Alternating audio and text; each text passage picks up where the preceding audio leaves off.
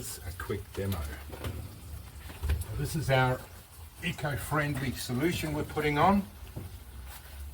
Give it a really good scrub.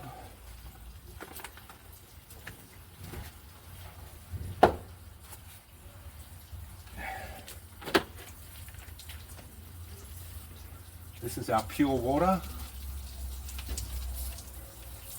So this is pure water. All impurities are out of this. It's just pure water.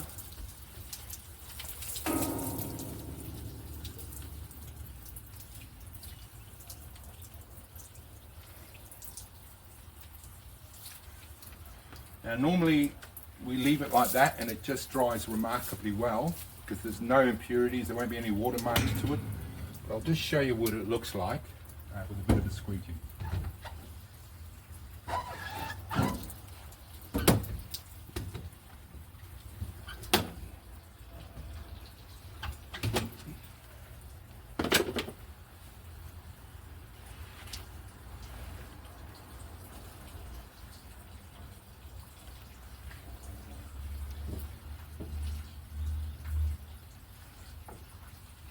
And a few drips coming down, which we're going to get rid of.